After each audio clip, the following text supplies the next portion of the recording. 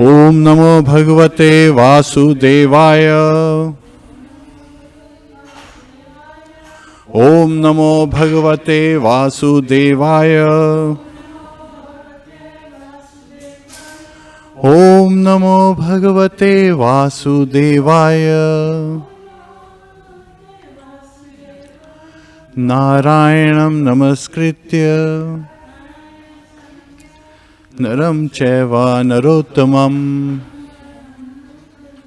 देवीं सरस्वतीं व्यासं ततो जयमुदीरयेत्। श्रवतां स्वकथा Krishna पुण्यश्रवणकीर्तनः हृदयन्तस्थो ह्यभद्राणि विदुनोति सुहृत्सताम्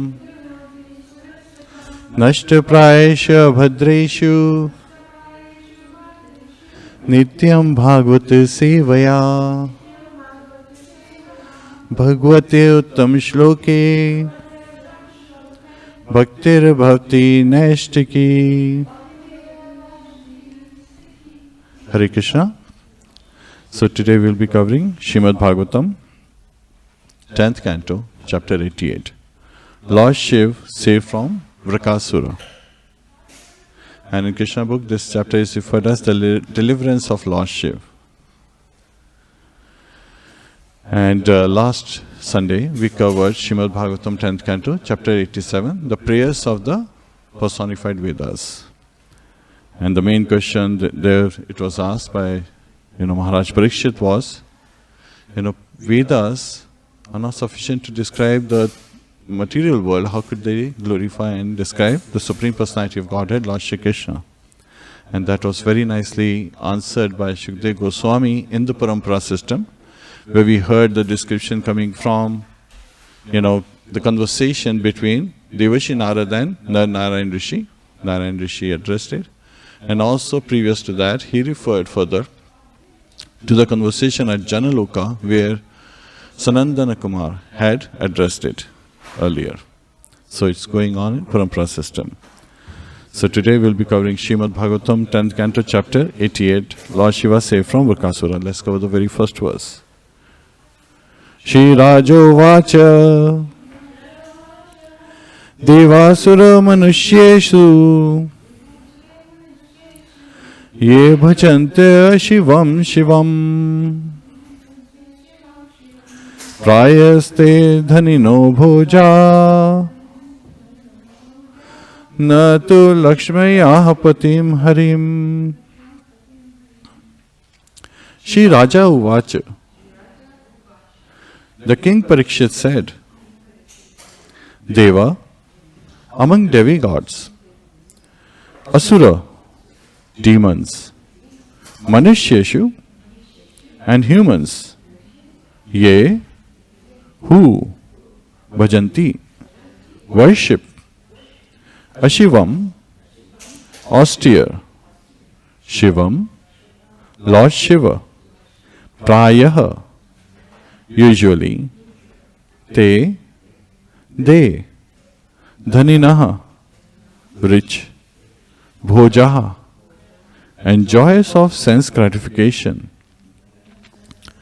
na, not, to, however, Lakshmiyaha, of the goddess of fortune, Patim, the husband, Harim, Lord Hari. Translation by the disciples of His Divine Grace, A.C. Bhaktivedanta Swami Srila Prabhupada. King Parikshit said, those demigods, demons and humans who worship Lord Shiva, a strict renunciant, usually enjoy wealth and sense gratification, while the worshippers of the Supreme Lord Hari, the husband of the goddess of fortune, do not.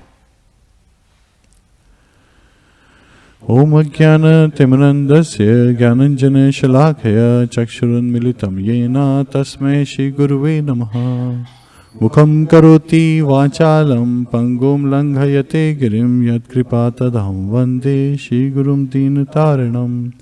Hare Krishna, Krishna Krishna, Hare Hare, Hare Rama, Rama Rama, Hare Hare. Hare Krishna. So this chapter is very instructive, especially for devotees. It carries a wonderful message. Shri Shri Gauratai ki jai.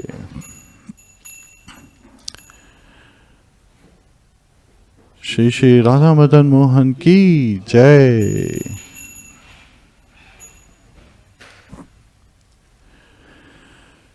Shri Shri Sita Ram Lakshman Hanuman ki jai. Srila Prabhupada ki jai. Anant Koti Vaishnava ki jai. Hare Krishna. So the very first lesson is very much hidden in this question that Parikshit Maharaj is asking of Shukdev Goswami. He is asking that even though Lord Shiva, he is a renunciate, right? Lord Shiva generally lives in Kailash, right? And Kailash is actually, on top of a mountain. So Kailash is actually a mountain, Kailash Parvat, it's referred to as. And there is generally snow. And he only wears mrikchala, so which is the deer skin around him. That's what he wears. And he normally is either in that snow mountain or he is sitting under a tree. So he is not living very opulently. He has not even constructed a house for himself. Yet at the same time, it is amazing that his devotees, they are very opulent. So see the contrast between the worshipable deity and the devotees. And at the same time, when you look at it, the devotees of Lord Vishnu or Lord Krishna, Lord Vishnu, he is living in Vaikuntha, and Lord Krishna, when he appears even in this material world, he is living very opulently. He is like the Yadavas when they were living with him in Dwarka, and even the Bhojas and Vishnis. It is described that they even had Sudharma assembly hall that they got from the heavenly planets. Parijat flower was there. Everyone had, their own palaces. Lord Krishna provided everyone a palace to live in. So very opulent city was the city of Dwarka. We also hear the description Vrindavan, where Nanda Maharaj, he was the Vaishya king of Vrindavan, and at that time in Gokul and as well as in Vrindavan, there was great opulence. The celebrations were carried out in a very grandeur manner. So such is the description where but at the same time we see that the devotees of Lord Krishna, they were not very living very opulently. So even we can take the example of Pandavas, right? Pandavas, they were facing one calamity after another. And they were constantly still surrendered to the lotus feet of Lord Shri Krishna. Can you think of any other example of devotees who were not very opulent of Lord Krishna? Sudama Brahman, yes? Yes. And Shutadev also, we covered in the previous class, the Brahman in Mithila, he was living very, simply. And so the devotees of Lord, Vishnu or Lord Krishna, they are not very opulent. They are not very materialistic, materially opulent, and they don't have so much of possessions and so forth. And in Krishna book, Srila Prabhupada describes it very nicely that such such distinctions are given, which is again referred further in this chapter, is Shukdev Goswami is describing that this is actually because of the mercy of Lord Krishna. And how's that? That after the Ashwamedh Yagyas, Yudhishthira Maharaj, after he was, he had won the battle and he had performed 3 Ashwamedh Yagyas. And after one of the Ashwamedh Yagyas, he inquired from Lord Shri Krishna that why is it that the devotees of demigods are very opulent, while the devotees of Lord Vishnu are not. So the same question was asked. And when Shukdev Goswami, he identifies this incident to Parikshit Maharaj, he said, your grandfather. And he does that just so that Parikshit Maharaj can directly relate to, Yudhishthira Maharaj as his grandfather, and how intimately the Pandavas were associating with Lord Shri Krishna. So that is to invoke that familiarity, that relationship directly with Lord Krishna. And at that time, when Yudhishthira Maharaj asked this question of Lord Krishna said that actually it is by my special mercy that I take away all the riches and possessions of my devotees. And when all the riches and possessions are taken away, the devotee becomes frustrated, right? He feels like he's not so fortunate, but actually he's very fortunate. And when all his riches and his opulence is taken away, all his family members and relatives and friends, they part with him. They are not with him anymore. They go away from him. So he is doubly frustrated now. Because first he lost his riches, and now he lost all his families and friends. So again, that's like a relationships are gone. And that is just so that he can have direct relationship with me. And when such a devotee tries to still endeavor to acquire more riches, I make his attempts, end into failures. And so he gets frustrated. He gets the frustration, and in frustration he gives up any further attempt to materially prosper and associate with the devotees who are in a similar condition like him, and thus he surrenders unto my lotus feet. So that is the case when in the beginning one is taking shelter of the lotus feet of Lord Shri Krishna. Of course, in chapter 86 we nicely covered as how when a devotee has become very stable in his sadhana, then Lord provides all kind of opulences, because he knows that the devotee is stable at this particular time and can continue to serve without getting distracted by the material energy. Now comes the point of demigods. Then Shukdev Goswami, he nicely describes that the result given by demigods is not permanent. And the people who are worshipping the demigod worshippers, they are not very intelligent. Now we can see from Lord Shambhu's example, Lord Shiva's example himself. He is master of the three modes of material nature, right? Means material energy is also designated by Mother Durga, his consort. So he is the master of the three modes of material nature. And he can provide, he can reward, and even all the material opulences and facilities and fortune. Yet at the same time, he himself is not using it. He himself is living like a renunciant. So one should ask, when he has everything, why is he giving it up? And it is very nicely described in some of the stories that Acharyas have also covered. So there is actually a story of a Shiva devotee and Sanatana Goswami that is very appropriate for this occasion. It just so happened that there was a Brahman and he had a marriageable daughter, so he actually worshipped Lord Shiva to ask for opulence, some treasure, material treasure, so that he can nicely marry off his daughter. And when Lord Shiva appeared to him, he said that he should approach Sanatana Goswami, who is in Vrindavan. And Sanatana Goswami will give him that great treasure.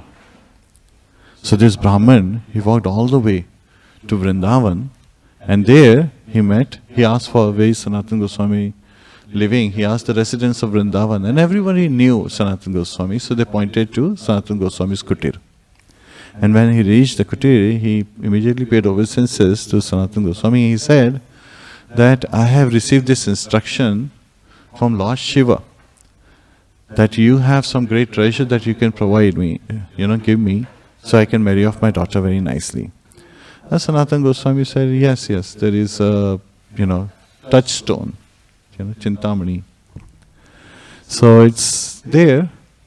So again, there are two versions given. But basically the concept is that Sanatana Goswami literally points it to a place which was not, very austere, like near the garbage. He says, okay, go and pick up that touchstone and that should meet your needs.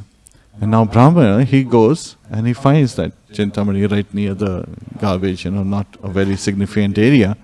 And he takes it and he touches it to a iron rod, and immediately turns into gold. So that's the characteristic of a touchstone. It's also called parasmani. So as he touches it, it turns iron into gold. That's amazing. So he's very happy. He starts to walk home, and suddenly he thinks, wait a minute. Sanatana Goswami had such a wonderful gift, like, right? He had touchstone. Yet at the same time, he himself is not using it. So he must have something more precious. Otherwise, why would he keep touchstone near garbage, So he comes back, he pays obeisance to Sanatana Goswami, and he says that you kept this near garbage, so you must have something more precious than this. And Sanatana Goswami says, yes, I do, but are you ready? He says, yes, I want it. So Sanatana Goswami then instructs him to go to Yamuna and throw this stone deep into Yamuna. So, and then come back. And at that time, Sanatana Goswami will give him that treasure. So the Brahman goes to Yamuna, throws that stone deep into the waters, and comes back. And at that time, Sanatana Goswami initiates him into Harinam, Hare Krishna Mahamantra. Gives him the Mahamantra, Hare Krishna, Krishna Krishna, Hare Hare, Hare Rama, Rama Rama, Hare Hare. And tells him that he should, stay in Vrindavan and chant the glories of the Lordships, chant the Mahamantra, and of course, by Lord's mercy, his daughter's marriage will be automatically taken care of. And so the Brahman takes to that instruction. So we should have that faith that, holy name is Chintamani. It can fulfill all desires. Because we as living entities, we are pleasure seeking. And the true pleasure is at the lotus feet of Lord Shri Krishna. So such is the glories of the holy name, and also of the devotees of the Lordship, who live very simply. So Lord Shiva, he lives in Kailash mountain, and yet at the same time, he doesn't even construct a house for himself. He is happy with whatever condition, while the very master, Lord Shiva is the master of the three modes of material nature. He himself, he rewards his worshippers all kind of material opulences. And in Bhagavad Gita it is very nicely described, and Srila Prabhupada and his purpose have also described so nicely, that the demigod worshippers, they are not very intelligent. They ask for things that really are not permanent. So the material opulences that the devotees of demigods, they receive, first of all, they are impermanent in nature, and they are targeted towards sense gratification. There is another story that comes to mind towards this particular aspect, is a story of rich Ramchand farmer and poor Premchand farmer. So in a village, there lived two farmers. One farmer, Ramchand, he was very rich. And the other farmer, Premchand, he was not so rich, he was actually poor. But the way they were living their lives was drastically different. When Premchand would go to sleep at night, he would open all the doors, all the windows. He had nothing to care about, no robbers would come to rob him. And he would sleep very nicely all night. While on the other case, the rich Ramchandra farmer, he had to close all his doors, all his windows. He was not at peace. He had to worry about that someone would come and take away his treasures that he has accumulated through, hard endeavor and so forth. And he was always surprised how Ramchand is, how Premchand, poor Premchand farmer is so nicely living, while he himself is getting so disturbed, he doesn't have peace of mind. So one day Ramchand asked Premchand to come and visit him. And the poor Premchand farmer, he comes and visits Ramchand. He says, yes, what is it? And Ramchand says, you have been my neighbor for so many years, so I want to give you a gift. And gives him a chest full of wealth. And Premchand says, okay, he's my friend, he is my neighbor, I should take it. So he accepts that gift very graciously and brings it. Now comes the night, and Premchand is not looking at the treasure chest. And he says, oh, Now some robbers can come and steal it. Not safe. So he closes his door. Still, he's thinking, looking at the treasure chest. It's got wealth. People can come from windows as well. So he closes all the windows. Yet at the same time, he's not able to go to sleep. You know, in India, people, they do saint, they actually make a hole through the walls when, the robbers at night. So now thinking of that, Premchand is not able to sleep. That somebody can break the wall and then take away all the chest. So all night he's awake, turning left, right, in the bed, he's just turning around. He's not able to go to sleep. So in the morning, he wakes up, takes the chest back to Ramchand. He says, I don't need this. Because I'm losing my higher treasure, the peace of mind. So it just shows to tell you that, from outside, materially, a person may look very opulent. He has all the treasures and all the opulent, nice house and so forth. But inside in his heart, he's very unrestful. He's very much not at peace. Well, a person living simply is at peace. Now, there's another story that comes to mind on similar grounds, is that once there was a sage living, in a very opulent kingdom. So the king, one visits, he comes to know this sage has just moved near his kingdom, near his city, capital city. So he goes to visit that sage. And when he sees the sage, he immediately pays obeisances. And he looks at the sage. What does he see? That the sage only has one small lion cloth around him. And he's living under a tree. And the condition of the ashram is not very well. And he has some students, and they are also living very simply. So the king says, what can I do for you? How can I help you? So the king is thinking, he's so poor. I need to help this sage somehow. Give him some of the facilities so he can perform his duties nicely. And the sage says, no, I'm very happy. I'm very much satisfied. But the king says, but you only have one lion cloth, not enough, nice home to live in. He had a whole thatched hut he was living in. The sage says, no, everything is very nice. See, my students, they go in the morning, they go home to home for Madhukari, they get some rice, they bring it to the ashram. My wife, she cooks it with tamarind. There is a tamarind tree. So she picks up some of the tamarind and she cooks it, tamarind rice. And we eat very nicely and we continue to do our services very nicely. At that time the king realized that the sage was self-satisfied. Right? He was happy with that condition. And he really didn't need all the opulence, all the material things that he was providing. So that is the exalted state one reaches. And now Lord Krishna is revealing to Yudhishthira Maharaj that it is his special mercy that he bestows. And Srila Prabhupada in Krishna book very nicely described that if a devotee loses all his wealth, all his opulence, that is because of special mercy of Lord Shri Krishna. That is not because of the karma cycle. It's not because of his past bad karmas that he loses this wealth. And also if the devotee gains a lot of wealth and fortune, it is also not because of his past karma. It is because of the mercy of Lord Shri Krishna. When he feels that the devotee has become so surrendered that he will not be distracted by the immense wealth coming his way and will be able to carry out his services very nicely, then he bestows all kind of material opulences.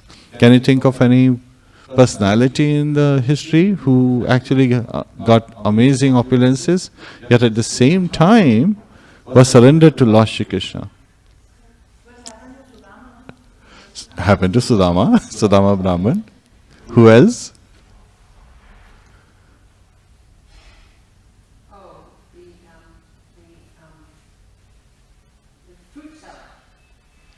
Yes, the fruit seller who came. And Krishna just had a handful of some rice morsels and they were actually falling off out of his hand. So, when he exchanged that for the fruits. Anyone else? Comes to... Yes, Prabhu? Yudhishthira Maharaj? Yes. He became the emperor of the world. And also Dhruv Maharaj. Dhruv Maharaj wanted to have a kingdom bigger, greater than his great-grandfather, so Lord Brahma. And he did receive that. So, Dhruv planet, we also call it North Star, where Lord also resides on the Shvetadvip. So again, those are the amazing glories, where Lord bestows, and there is also a Sudama, another Sudama in Krishna Leela, we hear about, the garland maker, I believe, who also received, benediction from the Lord that he would be very nicely placed. Yes, in Mathura. So when Lord feels that his devotee is not going to be bewildered by the opulence, because what was the feeling Dhruv Maharaj had when Lord was appeared in front of him? He felt like what he is asking is like, pieces of glasses compared to the gem of, taking the shelter of the lotus feet of Lord Shri Krishna. So those are the feelings devotees get, and then they understand that sarvopade vinirmuktam yat paratvena nirmalam rishikena rishikesha sevanam bhakti uchyate. So by giving up all their positions, they surrender unto the lotus feet of Lord Shri Krishna and just want to serve him. So that is the case of devotees. So it is not that devotee has become poor or he has become rich because of the previous karma cycle. It is always mercy of Lord Shri Krishna. So as this description goes on, now we have been discussing so much about devotees. Someone can say, what about the demigod worshippers? Then there are a couple of stories to support that logic as well. There were two laborers, and every day they were laboring, carrying things from one place to another, and the path they had to take was very troublesome. So on this particular path, when they would walk, they would have all kind of thorns and pebbles hurting their feet. So one laborer said to another laborer, if one day I become rich, I will make a very nice path so we can walk on it very nicely. Now is that intelligence? He is not even considering that once he is very rich, he doesn't have to do all that labor again. Right? No, he is less intelligent, so he is thinking, I'll make this path very nice. And I'll continue to do what I'm doing. There is another story given of a lady laborer. She was carrying bricks for building construction. And it so happened that, she could not carry the load, it fell. And Lord Vishnu appeared to her and said, ask what you want. And being not so very intelligent, she asked just the strength so she can pick up those bricks and then continue to carry her duties. Now Lord Vishnu is appearing, he can provide her all kind of benediction. But no, that's not her thought. Her thought is, how can I just continue to do what I am doing currently? You can escape this completely and go back home, back to Godhead. That is higher intelligence. Take to the shelter of Lord Shri Krishna. That's higher intelligence.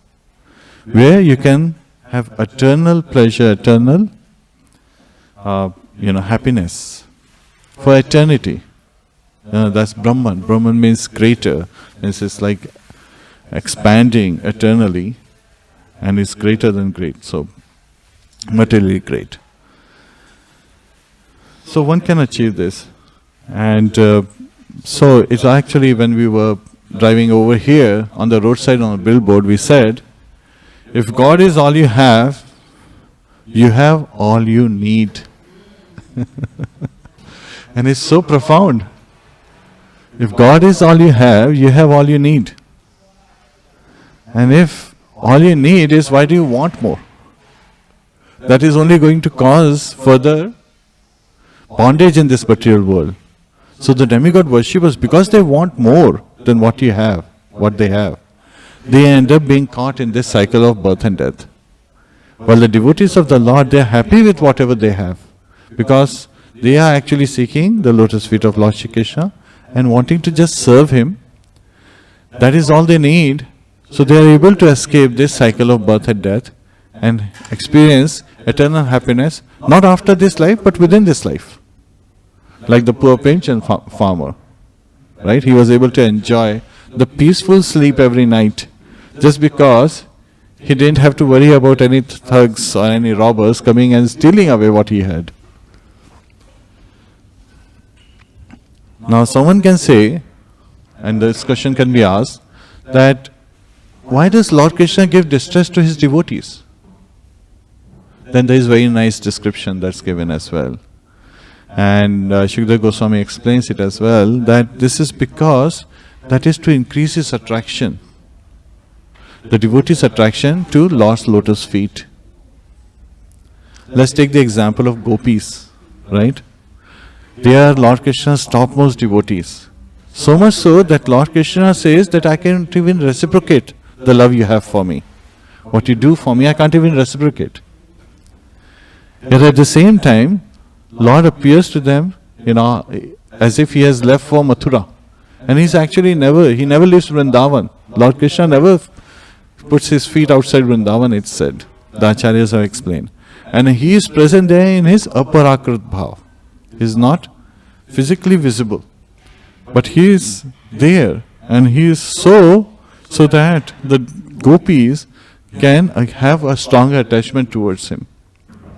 So their love for him increases from moment to moment. Navinanam. It becomes more and more enticing. And they are constantly immersed. Iti drikswarila bhirananda kunde. So they are constantly, the whole Vrindavan is constantly immersed, remembering the pastimes of Lord Shri Krishna. So he does that to bring more attraction in the heart of a devotee towards his lotus feet, to increase that devotion. So Lord Krishna does all those things just to increase devotion. So as this chapter continues, also someone can say, but what about the other yogis? Now we have been making a contrast between materialists, who are demigod worshippers, and the devotees. Then what about all the other yogis, right? We have karma yogis who are performing activities. Now karma yogi, what are they trying to control? They are trying to control their senses, right? To engage in akarma activities, where they do not get, reactions for the various activities, the karma cycle. And every action has an equal and opposite reaction. So in this particular case, it has an appropriate reaction. Shri Shri Gaurantai ki jai. Shri Shri Radha Madan Mohan ki jai. Shri Shri Sitaram Lakshman Hanuman ki jai. Srila Prabhupada ki jai. Anant Kori Vaishnavinda ki jai. So a karma yogi is trying to control his senses. A Jnana yogi who is doing a lot of speculation, they are also very much attracted to knowing about the activities and to performing activities that are nishkarma.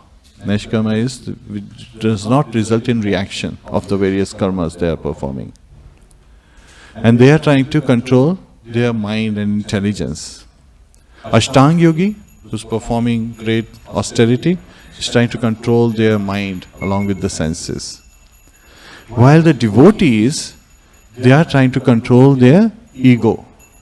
They are trying to transition from false ego to their real identity. The ego is representing identity. And also Lord Shiva at times is said to represent the false ego. He also represents false ego. And devotees are trying to surrender to the lotus feet of Lord Shri Krishna so they can get their original identity. Identity is also known as Swarup. Jivera Swarupoe Krishna Nityadas. So such is the case. By controlling themselves and by coming into their constitutional position, the devotees can quickly escape this cycle of birth and death.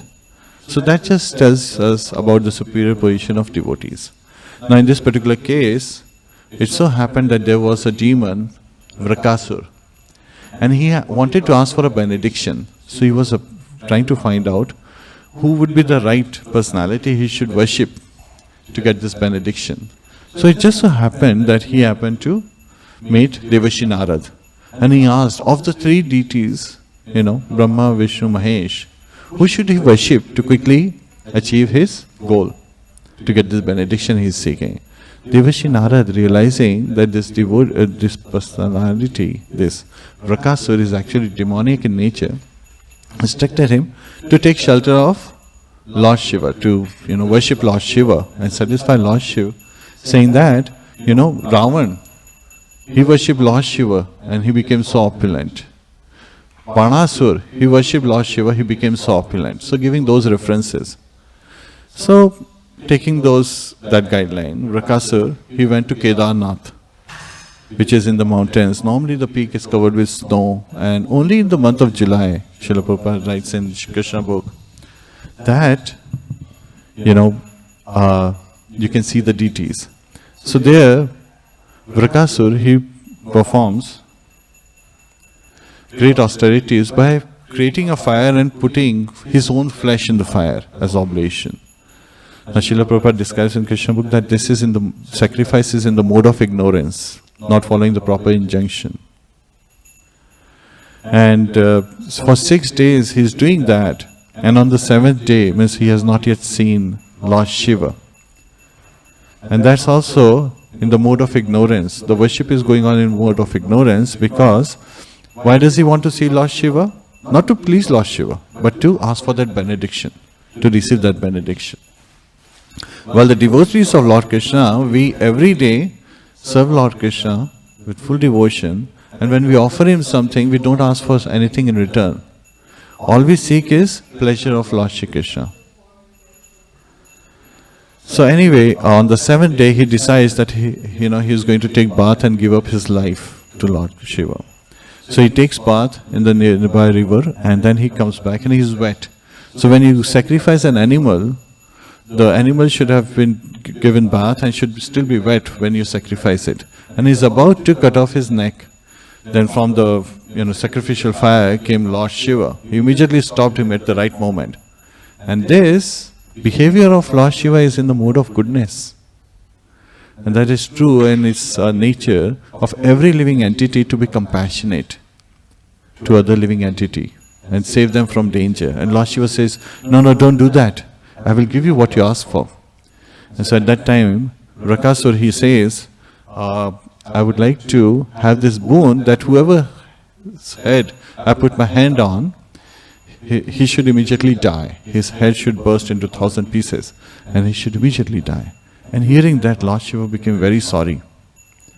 Because Lord Shiva, who's Ashutosh, very easily pleased, very easily angered, realized that this demon has not asked for a boon that is for the benefit of mankind. He has asked for a boon to destroy everyone who is on his path. Yet at the same time, he had given him his promise that whatever he asks for, I will give him. So at that particular moment, Lord Shiva grants him that boon. He says, Tathastu, so be it. And now the demon, he wants to test out. He has got this boon. Whoever's head he would put his hand on would immediately die. And he thinks of Devi Parvati, the consort of Lord Shiva. He says, if I kill Shiva, I can have Devi Parvati. So he is about to put his hand on Lord Shiva's head.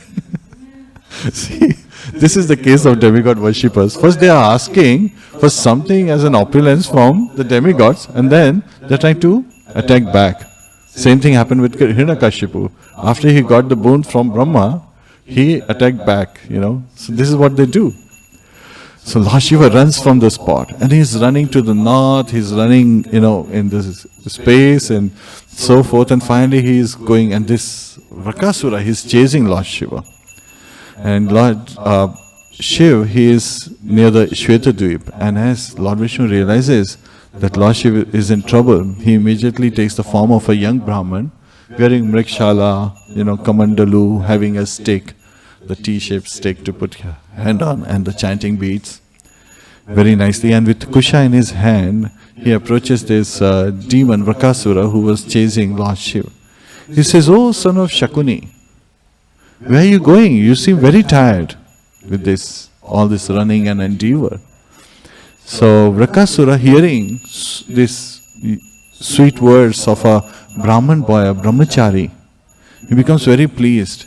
And since the brahmachari had called out the name of his father, he understands that there is some association, that this brahmachari must know my father. So he says, I'm on such an endeavor. So he describes his endeavor, and the Brahman boy, Lord Vishnu in the form of Brahman boy, he says, oh, if we are qualified, please, take a moment and share it with us. And one's endeavor can be, enabled, and one can achieve their goal with the assistance of others. So see, maybe if we can help you. And at that time, Vṛkāsura, he describes that actually he is trying to, he received this boon from Lord Śiva. And he wants to try it out. And at that time, the brahmachari, the Brahman boy, he says, oh, I don't think that could be true, because Lord Śiva, ever since he had this quarrel with his father-in-law, Daksha cursed him to be hobgoblin. So he is master of all the ghosts, pishachas and hobgoblins, and he himself has become one. And I don't think that what he has said is true. Because if it was true, means again, you should test it out by putting your hand on your own head. And since it would not be true, you should kill Lord Śiva, the one who lies to everyone. So at that particular time, Vṛkāsura, without even realizing that what he is doing, he puts his hand on his head, and what happens? His head bursts into 1,000 pieces, as if the thunderbolt has struck him. And at that moment, the great glory is being chanted. All the demigods, they start chanting, glorifying the Lord. And someone can say, wait a minute, how could Vṛkāsura do such a silly action to put his own hand on his head and bringing back the effect of that boon? And it is very nicely described, and Srila Prabhupada also explains that this is because of the expansion of the illusory energy of the Lord, Yoga Maya. She can bewilder. This is not just the potency with the Lord Shiva, also potency with the devotees. Sometimes devotees, they describe something so nicely that logic is defeated. Srila Prabhupada used to say, sun is closer than the moon, moon is farther than sun. And people would say, how could that be? Then Srila Prabhupada used to say, why does Sunday comes before Monday? And they would kind of like at that moment agree. And when they walk out, they would say, how did I agree? What's the relationship between Sunday, Monday versus sun and moon? So they would feel that. So devotees are also very, interesting. So in this particular case, the glories are basically going to identify how the demigod worshippers, they are less intelligent, seeking material opulence, while devotees, they are only seeking the lotus feet of the Lord. And his lotus feet are just like the perfect boat, because, that can help us deliver from this repeated cycle of birth and death. And in this chapter, today, we learn how Lord comes to rescue his devotees. Not just from the attack of demons, but even also from the attack of the material energy. And how someone who is like, so much afraid of the eternal time that chases one like a snake, ready to, swallow one completely, that at the same time such a person can be saved if one takes shelter of the lotus feet of Lord Shri Krishna. And the Lord gives a person who has taken his shelter complete protection, even from death. And drive away all the fears. And how can one take shelter of Lord Shri Krishna? So Chaitanya Mahaprabhu in this Kali age has provided a simple method of how to take shelter of the lotus feet of Lord Shri Krishna, by taking to the chanting of Hare Krishna Mahamantra. Hare Krishna, Krishna Krishna, Hare Hare, Hare Rama, Rama Rama, Hare Hare. Hare Krishna. Any questions, comments? Kantra Śrīmad Bhagavatam ki jai, Srila Prabhupada ki jai, Anand Kori Vaishnavand ki jai, Gaur Premanande, Hari Hari Bol. All glories to Sambal devotees, all glories to Sambal devotees, all glories to Sambal devotees. Hare Krishna.